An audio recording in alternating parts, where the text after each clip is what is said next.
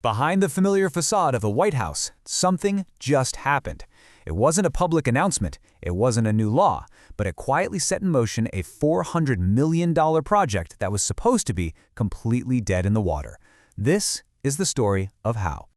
You know, with all the global headlines and politics grabbing our attention, it's easy to miss things. A single legal filing, for example, can go almost completely unnoticed. But this one carried some serious weight. And just like that, it restarted the engines of construction at one of the most powerful addresses on the planet. It brought a deeply contested project back to life even before the final arguments could be made. So, what is going on here? Well, it all comes down to a sudden and very significant reversal of a court's command. That's right.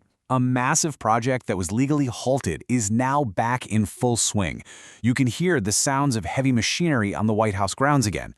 But the legal battle that stopped it in the first place, that is far from over.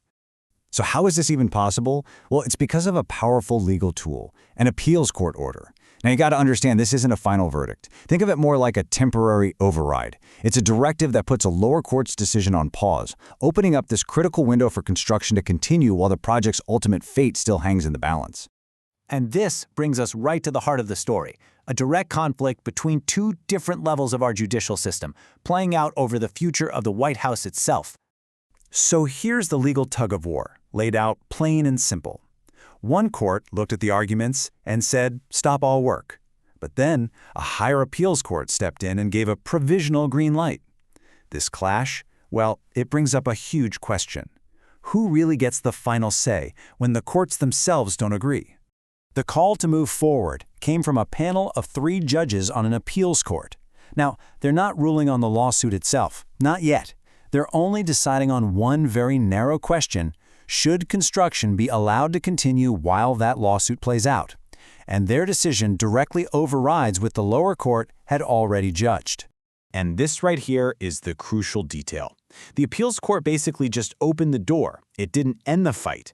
They made it incredibly clear that they are not signaling how they're going to rule on the actual case. They are simply allowing the work to go on while they think it over. But this legal back and forth isn't just happening in a vacuum.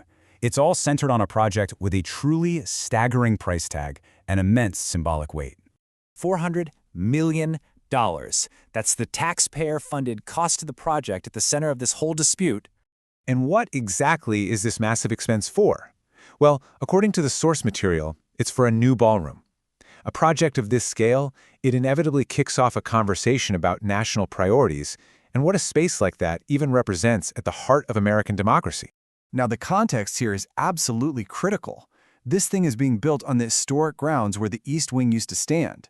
And it was a signature project that was started during the Trump administration, which ties it directly to a specific political legacy, a legacy that is now being actively fought over in our nation's courts. Look, anytime you build anything at the White House, you're making a statement. It's about more than just architecture. It's about the story of an administration. So the question becomes, what message is being cemented into the very foundation of this building? So while the construction crews are back at it, the lawyers are gearing up for the next round. This temporary green light has basically started a ticking clock, counting down to a final confrontation. So make no mistake, this is not over, not by a long shot. The appeals court order might have changed what's happening on the ground, but it has not resolved the fundamental legal fight. The question of whether this project should even exist at all is still very much alive. And we even have a date for that confrontation. While work is happening today, all eyes in the legal and political world are turning to June 5th. That's the day the appeals court will hear the full arguments from both sides. And the court knows how urgent this is. They're expediting the case, which signals that a more definitive ruling, one that could either give the project a final blessing or shut it down for good, is coming, and it's coming soon. And every single day of work before that date just raises the stakes higher and higher.